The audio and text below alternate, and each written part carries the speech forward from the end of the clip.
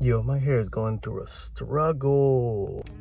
What's good, YouTube? So in today's video, it's just going to be more of a comparison video, kind of an informational point of view type of video, giving my first impression on the new car being the, I can't say it yet, but from the title you already know what it is. So enjoy this video. It's not going to be a crazy video like the other ones where I'm random or whatever. It's more informational, but you get the point.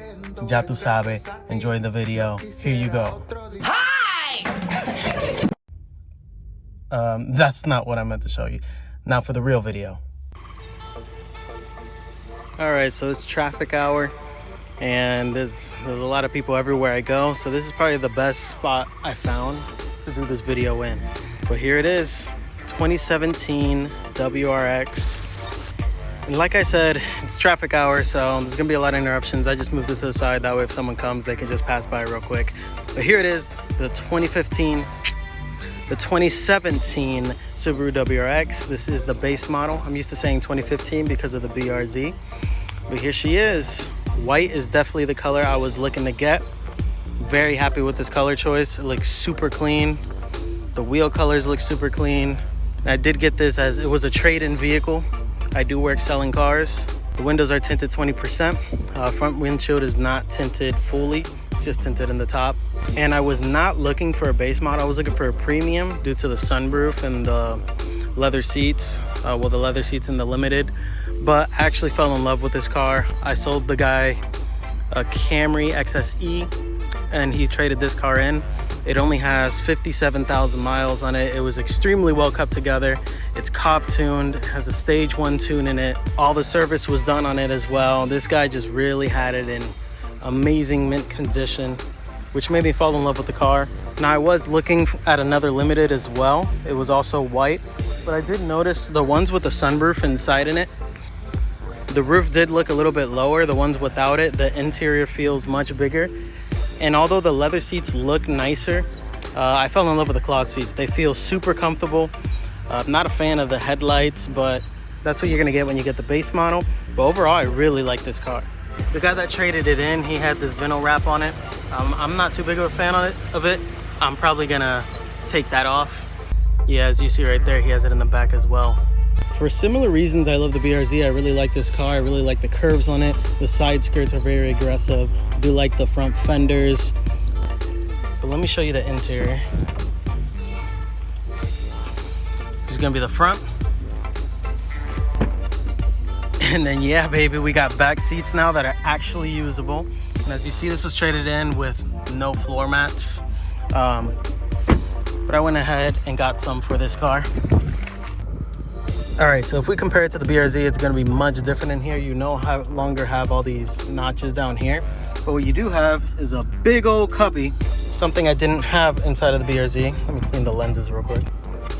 And then the steering wheel, on the 2015 BRZ, they don't have all the buttons. This is something I really enjoyed when I had the 350Z. So this is something I use all the freaking time. The cluster is gonna look a little bit more up to date. This does need new tires on it, so that's why it has the tire gauges on it. But the cluster, very modern compared to the BRZ, the 2015 at least. Then you have these gauges up here, shows the boost gauge. But if you know about the WRX, I'm pretty sure you've already looked all of this up. I'm just comparing it to the BRZ. The notches, they're gonna feel a little bit more sturdy than the BRZ ones. And then the guy that traded this one in, he did have a Kenwood inside of it, so this is not factory radio. Something I was looking for in a newer car was Apple CarPlay, which he has it connected through right here. Yeah, it's the cord one, but it's something I use literally all the time when I'm in a car. If a car doesn't have Apple CarPlay, I'm pretty much not gonna enjoy it to the full capacity. In the rearview mirror, you also are gonna have the compass on it and some buttons for garages. I had to add my touches on there, like the flag. We have the Sudawaki or whatever you call it. And then I added a little air freshener of ramen because that's something I eat almost on a weekly basis. Ramen is so good. If you haven't tried it, you guys need to try it and comment your favorite ramen below. All right, so that's pretty much, you're gonna see that the back seats have windows now. Again, I'm comparing it to a BRZ. The shift knob is going to be much bigger, and then the reverse is going to be to the right instead of the left. I'm used to the BRZ going up, left and up, but on these you're going to go to the back like that for reverse. And this one does have a reverse camera on the 2017. I don't know if it has it stock, but this Kenwood does have one. The reverse camera plugs in really well. I do like that he connected everything to where I can change the Apple CarPlay music, and all these buttons are still fully functional. So I really like that. But let's get to driving and to show you the differences in driving. All right, so this might not be a big deal, but the first thing I noticed when I started driving, besides the clutch is going to be a little bit different. It catches a little higher compared to the BRZ. But here's the first thing I noticed. Now those chimes are Subaru chimes. The BRZ has the annoying Toyota beeping in it, the Subaru chime. The difference is the Toyota beeping goes away after a while.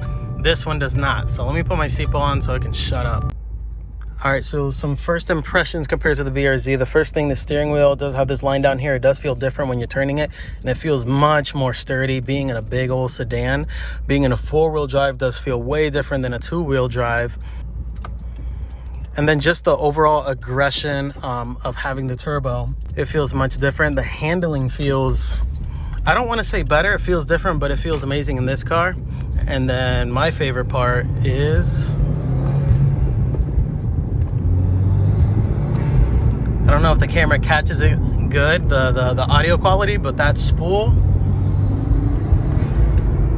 oh my God, that's something that will never get old. So the FA motor, boosted, obviously is going to feel much different. The power is going to be more low end. So low end power, lower RPM, you're going to feel it kick in.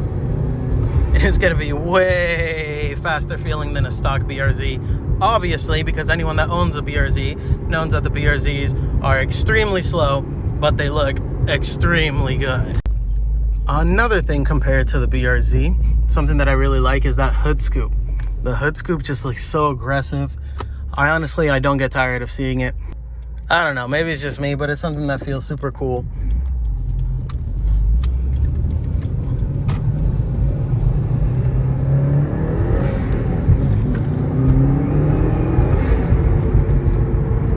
Ooh, just much quicker than the BRZ. It just drives so good. It's such a rally car.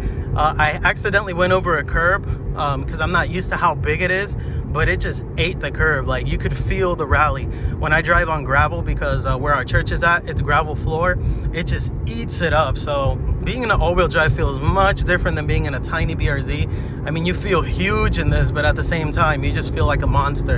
And when the turbo kicks in, it's just like a much different FA feeling than an all-motor FA. Unfortunately, you don't get that Subi rumble in it. So, I mean, it still sounds raspy like the BRZs without the unequal length header. But, I mean, that's something you know when you're getting a WRX compared to the STI. And that's something you know when you're getting the BRZ, that they both have equal length headers, which takes away the rumble. But on these turbos, it's a twin scroll turbo, so it helps it breathe a little bit better. But yeah, overall, just the driving feeling, I mean, it just feels much more modern than the BRZ, much more practical for my lifestyle. I really like it. I really like it. It's a great daily driver, what can I say? So that's gonna be it for today's video. Part 2 comes out next Friday. I got a little upgrades and things like that for the car, so I just filmed that a little bit, and then I could film a crazy car meet that we had. It's pretty sweet. Next Friday, you'll see that video. I'm gonna try to post every single Friday that I can. Pretty much it. Okay, you can stop watching now.